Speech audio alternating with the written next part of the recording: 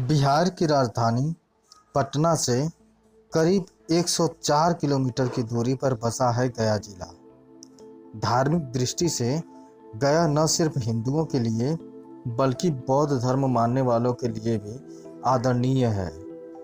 बौद्ध धर्म के अनुयायी इसे महात्मा बुद्ध का ज्ञान क्षेत्र मानते हैं, जबकि हिंदू गया को मुक्ति क्षेत्र और मोक्ष प्राप्ति का स्थान मानते हैं। इसलिए हर दिन देश के अलग अलग भागों से ही नहीं बल्कि विदेशों से भी बसने वाले हिंदू आकर गया में अपने परिवार के मृत व्यक्ति की आत्मा की शांति के और मोक्ष की कामना से श्राद्ध, तर्पण तथा पिंडदान करते हुए दिख जाते हैं। गया के प्रति लोगों के मन में जो आस्था है वह यूं ही नहीं है। गया के बारे में आप भी अगर गहराई से जानेंगे तो इसके अतीत में जाएंगे तो आपके सामने गया के कई ऐसे राज खुलेंगे जो आपको हैरत में डाल देंगे और आप लोग परलोक के ऐसे सवालों में उलझ जाएंगे जिसका जवाब सिर्फ और सिर्फ गया में ही मिल सकता है। गया तीर्थ के बारे में गरुड़ पुराण में कहा गया है कि श्राद्ध करने मात्र से पितृ यानी परिवार में जिनकी मृत्यु हो चुकी है वह संसार सागर से मुक्त होकर गदाधर यानी भगवान विष्णु की कृपा से उत्तम लोक में जाते हैं। वायु पुराण में बताया गया है कि मीन, मेष, कन्या एवं कुंभ राशि में जब सूर्य होता है उस समय गया में पिंडदान करना बहुत ही उत्तम फलदायी होता है। इसी तरह मकर संक्रांति और ग्रहण के समय जो श्राद्ध और पिंडदान किया जाता है वह श्राद्ध करने वाले और मृत व्यक्ति दोनों के लिए ही कल्याणकारी और उत्तम लोकों में स्थान दिलाने वाला होता है। गया तीर्थ के बारे में गरुड़ पुराण यह भी कहता है कि यहाँ पर पिंडदान करने मात्र से ही व्यक्ति की 7 पीढ़ी और 100 कुल के उद्धार हो जाते हैं। गया तीर्थ के महत्व को भगवान राम ने भी स्वीकार किया है।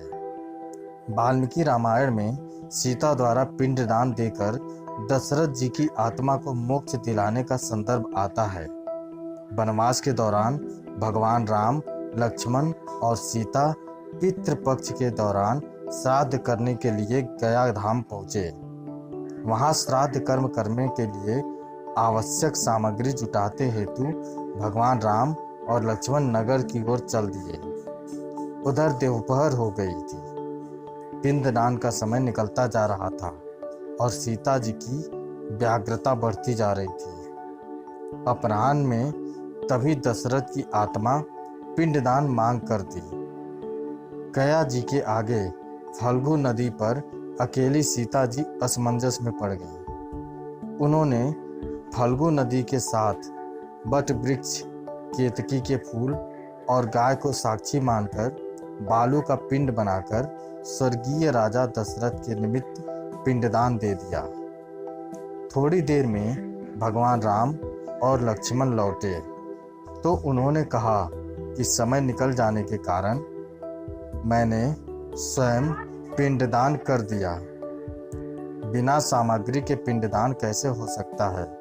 इसके लिए राम ने सीता से प्रमाण मांगा।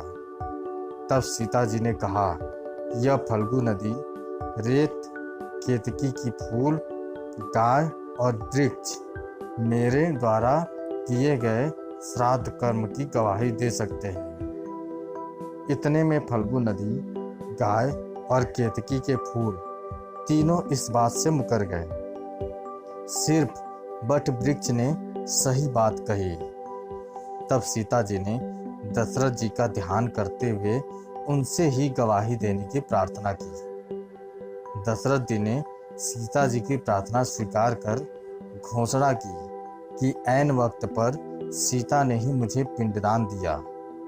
इस पर राम आश्वस्त हुए, लेकिन तीनों गवाहों द्वारा झूठ बोलने पर सीता जी ने उनको क्रोधित होकर श्राप दे दिया।